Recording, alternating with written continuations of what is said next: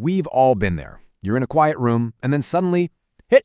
It's that sudden, involuntary little spasm that can be kind of funny or, let's be honest, seriously frustrating.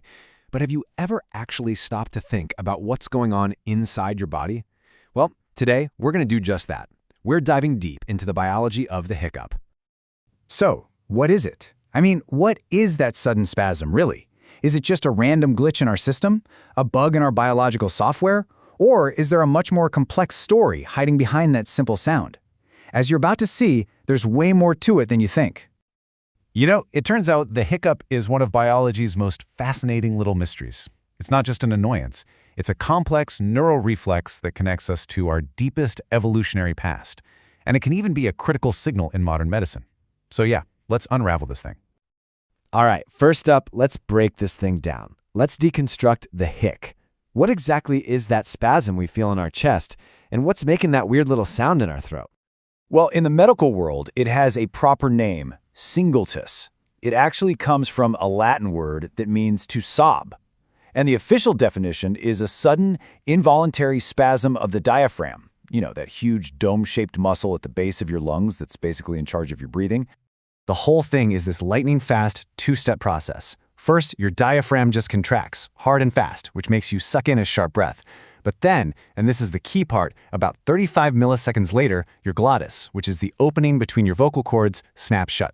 And that classic hic sound, that's just the sound of that incoming air slamming into a closed door. Now, this isn't random at all. It's a perfectly coordinated reflex arc. Think of it like a simple electrical circuit. First, you've got the input signal. Nerves like the vagus and phrenic nerves sense some kind of trigger. Maybe you ate too fast or had a fizzy drink. They send that signal up to a dedicated hiccup center in your brainstem. Your brainstem processes it in an instant and sends a command right back out, telling your diaphragm to spasm and your glottis to close. It's just signal in, processing, action out. Bam! Okay, so take a look at this diagram. This shows that exact circuit in action. If you follow those red lines, you can see the input signals, those are the afferents, coming from some really key nerves and feeding right into that central hiccup center in the brainstem. Then follow the blue lines out. Those are the efferent commands, shooting out to the diaphragm and the glottis, creating that perfectly timed spasm and snap. For most of us, right, hiccups are just a temporary, kind of funny nuisance. But what happens when they don't stop? That's when this simple little glitch transforms into a potentially serious medical signal. Turns out, duration is everything. Hiccups that last less than 48 hours, those are called transient, and they're usually totally harmless. But once they cross that 48-hour threshold, they're reclassified as persistent. And if they go for more than a month, they're called intractable. That 48-hour mark is the really crucial dividing line. It's the point where doctors stop shrugging and start looking for a much deeper underlying cause. So, what do persistent hiccups really mean? They mean something is constantly irritating that neural circuit we just looked at. The trigger isn't just a temporary thing anymore. It's a constant disruption, and that often points to a much more significant health issue somewhere in the body. And the list of potential causes is, well, it's incredibly broad. It could be something in the central nervous system, like a stroke or MS. It might be a gastrointestinal issue, like severe acid reflux or even cancer. It could be irritation of one of those key nerves from a tumor, or even a metabolic problem like kidney failure. This is exactly why doctors take a case of persistent hiccups very, very seriously.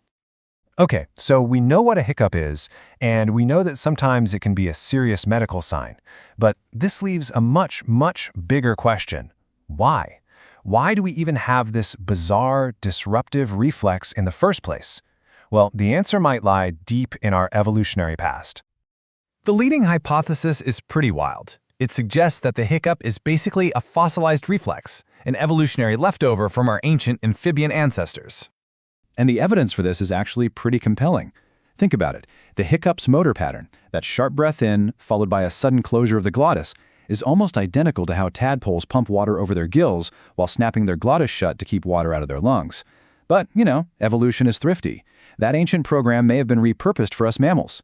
In human infants, that exact same reflex could help coordinate the very complex act of suckling milk while breathing, and it might even help burp them, a clear survival advantage. And check this out, there's some amazing evidence for this developmental link. Premature infants spend a staggering 2.5% of their time hiccuping. 2.5%. It's as if this primitive reflex is still super active, and it only fades away as our more modern, sophisticated respiratory system fully comes online. Okay, so this brings us to the modern-day challenge. How do you stop hiccups, especially those really stubborn, intractable ones? Well, this is where the story of the hiccup takes a truly paradoxical turn. We all know the classic folk remedies, right? Holding your breath, getting scared, a spoonful of sugar. A lot of these work by just overwhelming or interrupting that hiccup reflex arc with other signals. But for those intractable cases, you need something much, much more powerful.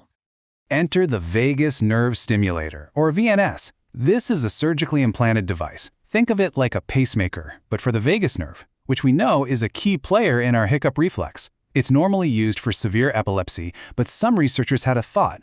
What if by modulating this nerve, they could shut down intractable hiccups for good? And in some cases, it worked. It worked spectacularly. This case report describes a patient who had intractable hiccups after brain surgery. They tried everything. Finally, they implanted a VNS, and the report just concludes he has complete resolution of the hiccups. A total miracle cure. But here's the twist. Another case report. Different patient. This man got a VNS implant for his epilepsy. And guess what happened? He developed intractable hiccups because of the device. His hiccups were so bad, they put him in the ICU, and they only stopped once the VNS was permanently deactivated. The exact same device. In one person, it's the cure. In another, it's the cause. How is that possible? That paradox, right there, just perfectly captures the essence of the hiccup. Just when we think we have it all figured out, it shows us another layer of complexity we didn't even know is there. So, what started as a simple hic has turned into this incredible story of neuroscience, evolutionary biology, and medical detective work. It's a primitive reflex from our amphibian past, repurposed as a tool for babies, a critical symptom of serious disease, and a completely confounding therapeutic puzzle.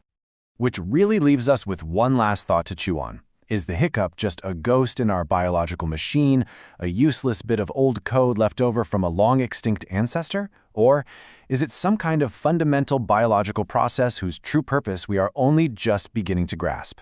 It's a simple reflex that reminds us how much we still have to learn about the human body. Thanks for joining this explainer.